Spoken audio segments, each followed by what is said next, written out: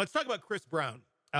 Chris Brown and Diddy. Chris Brown, I think now, I guess what we would kind of call the second celebrity that's been publicly, officially accused. There's a lot of, buzz out there of other people, but in an actual lawsuit, Chris Brown accused of sexually assaulting a woman at a Diddy party, a yacht party in 2020 on his boat. This is not an allegation against Diddy, but against one of another artist that who they claim was at a Diddy house. It's Chris Brown.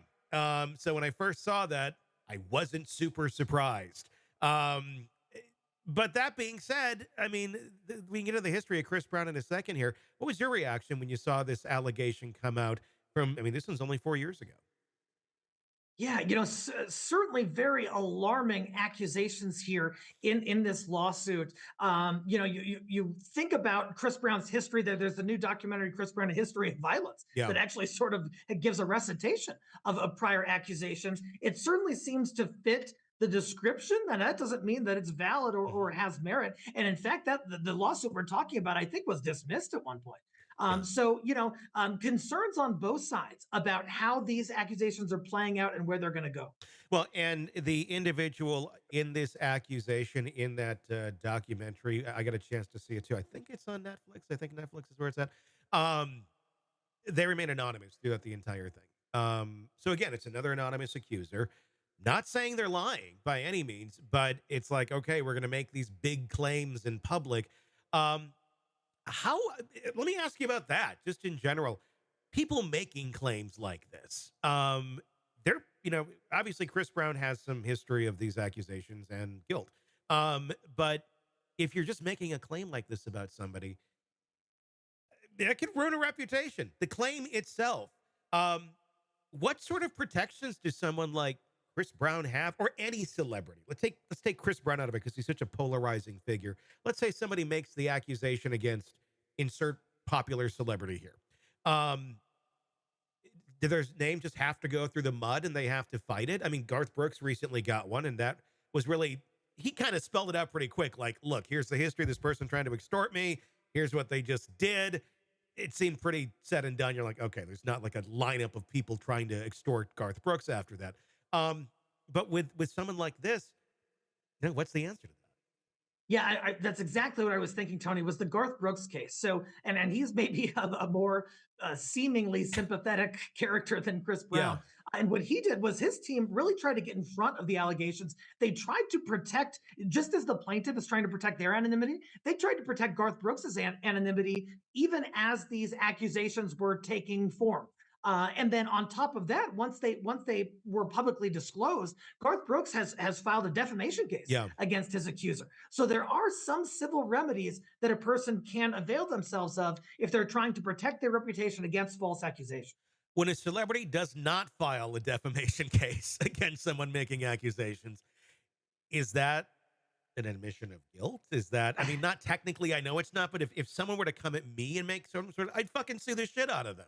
Because it's like you have no evidence of anything that I've ever done. And if you know deep down, like this is bullshit. If you're a celebrity, much higher profile than any of us, and you get that brought against you, is the right action to file a defamation claim right away? Or is it to let it sit out there, hope it goes away? I mean, what is the right practice to do in something like that?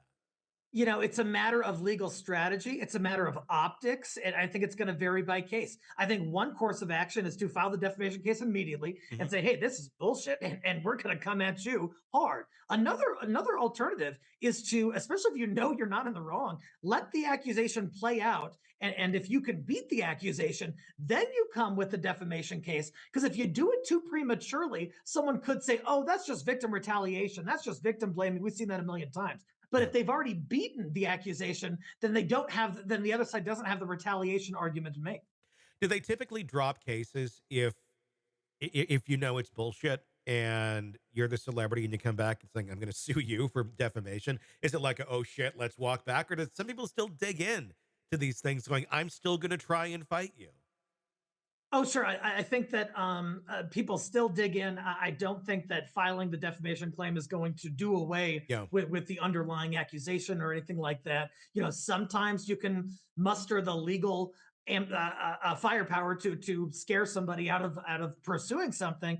But I think here, especially with how our cultural climate is viewing these types of accusations against high profile folks, I think that's going to be a less likely outcome. Yeah, I mean, it's just a lot of questions to ask about stuff like this when accusations are flying, and obviously Chris Brown has his history. So I mean, it's par for the course if you're looking at a personality arc of is he still doing this sort of thing with the accusations that are out there? Not shocking. But again, it's an allegation, so we don't know. He's not been charged with anything as of right now. Of course, he's done his things in the past, and I don't want to say paid his dues because I don't agree with that. When you're an abuser, I don't think you ever really quite pay your dues for doing that. But he certainly has, in the past gone through all this stuff. The fact that he's still a celebrity, the fact that people still listen to his music, a whole new generation listens to Chris Brown and has no recollection of the Rihanna stuff. That's what's kind of surprising to me. Is this like Chris Brown's second downfall from that first one that has no memory of Rihanna and now, oh, let's revisit this. And some of these kids are shocked. They have no idea this guy did these things. Yeah, Tony, that's funny you say that because I had that same reaction. I'm an elder millennial, and so Yeah. I remember what would happen. But these Gen Z and Gen Alpha folks don't even have an awareness of it. And I guess I thought that things would be kind of archived in this sort of collective social archive where we know what's happened in the past. Yeah. But it's especially with social media and electronic documentation. But it sounds like that's not the case, and these things are outside of the presence of mind of some folks. It's amazing, especially when you look at what I've been doing is trying to compare this to when we were a bit younger. And okay, like who would have been the artist like back then if this sort of thing were going on? It'd be like if Ike Turner were releasing songs in the 90s. And we're like, yeah, Ike. Right. It's just like we knew he was a horrible human being. It's like you beat the shit out of Tina Turner and we're horrible. So no, nobody was like, yeah, you're making a comeback. It was just like a sad, pathetic thing to watch every once in a while. But I know. yeah, It's we're in a yeah, different it's a world. bizarre thing how the evolution of a person's career and I guess there are questions too about is there redemption? Is Yeah. can someone come back from this? Or is their conduct so egregious that we have to turn our backs on them? And Yeah. that's a hard question too. I don't know the answer. I think it's part of like the fan culture. Some people just stick with it no matter what. We saw it with R. Kelly. We saw it with Michael Jackson. Obviously, he was never, actually convicted of anything. But when you're die hard, it seems they can do absolutely no wrong.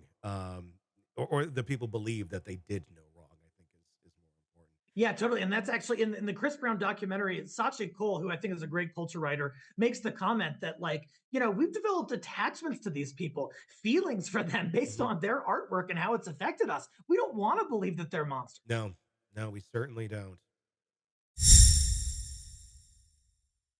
Hey, thanks for checking out the video. Be sure to follow us wherever you download podcasts, and especially Apple Podcasts, where you can get advanced episode and premium content on our premium channel right there. Also, be sure to follow us on social media so you don't miss any breaking updates on the stories that matter to you most. We're on TikTok, X, Instagram, Facebook. Just search Hidden Killers Podcast with Tony Bruschi, and you'll find us right there. Again, thanks for watching.